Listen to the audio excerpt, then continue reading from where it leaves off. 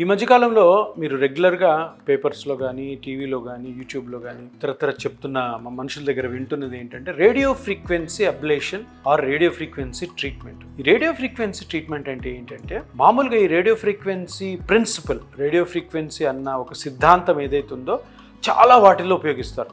ఆపరేషన్లు చేసేటప్పుడు ఉపయోగిస్తారు. ఆపరేషన్ చేసినప్పుడు కాటరీ అంటారు, అంటే బ్లడ్ వెజల్స్ ఎప్పుడైనా కట్ అయ్యి బ్లీడ్ అవుతున్నప్పుడు రేడియో ఫ్రీక్వెన్సీ ఇస్తే అది ఆ బ్లీడింగ్ ఆగిపోతుంది.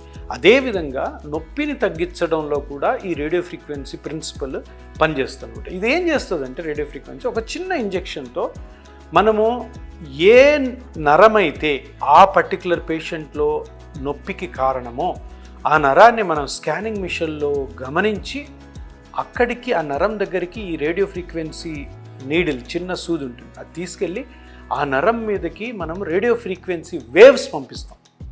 ఆ వేవ్స్ పంపించడం ద్వారా ఆ నరం మీద ఉన్న ఏవైతే నొప్పి సిగ్నల్స్ ఉంటాయి కదా, ఆ నొప్పి సిగ్నల్స్ వెళ్ళేవన్నీ కూడా ఆగిపోతాయి అన్నమాట. వినూత్నమైనటువంటి ఒక రీసెర్చ్తో బయటపడిన ఒక ట్రీట్మెంట్ అన్నమాట. సో దీంతో ఏమవుతుందంటే కారణం ఏదైనా కానీ ఆ నరము కానీ నొప్పిని కాజ్ చేస్తుంటే తప్పకుండా ఆ నరానికి మనము ఈ రేడియో ఫ్రీక్వెన్సీ ట్రీట్మెంట్ చేయడం ద్వారా కంప్లీట్గా ఆ నొప్పిని ఆపేయచ్చు.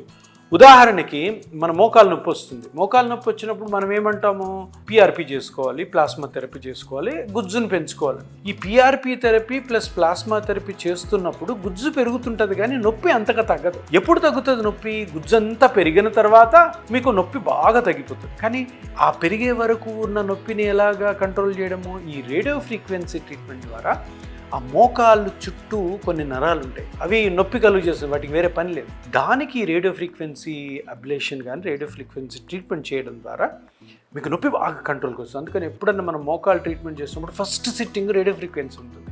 సో ఈ రేడియో ఫ్రీక్వెన్సీ ట్రీట్మెంట్ చేసిన తర్వాత ఆ గుజ్జుని పెంచే పిఆర్పి చేయడం ద్వారా ఈ నొప్పి తగ్గి గుజ్జు పెరగడం ద్వారా, గుజ్జు పెరిగిన తర్వాత నొప్పి తగ్గి మీరు కంప్లీట్గా నీపై మోకాల నొప్పి నుంచి బయటపడతారు. ఇంకా చాలా చాలా కండిషన్స్లో ఈ రేడియో ఫ్రీక్వెన్సీ ట్రీట్మెంట్ అన్నది యూజ్ అవుతుంది.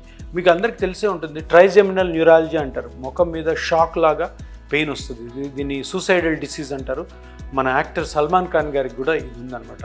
ఆయన కూడాను ఈ రేడియో ఫ్రీక్వెన్సీ, ఆ ట్రైజెమినల్ నర్వ్ అని ఉంటుంది బ్రెయిన్ బయటకు వస్తున్నప్పుడు అది చిన్న ఇంజెక్షన్ చేసి దాన్ని ఆ నరాని దగ్గర వస్తున్న పెయిన్ సిగ్నల్స్ అన్నిటిని కూడా రేడియో ఫ్రీక్వెన్సీ అబ్లేషన్ ద్వారా కంప్లీట్గా స్టాప్ చేసి ఈ భయంకరమైన జబ్బు నుంచి కూడా పేషెంట్ని మనం బయటపడవచ్చు. ఇదే కాకుండా నరం వల్ల బాడీలో ఎక్కడ నొప్పి వస్తున్నా కానీ రేడియో ఫ్రీక్వెన్సీ అబ్లేషన్ తోటి హ్యాపీగా నొప్పి నుంచి మనం బయటపడవచ్చు.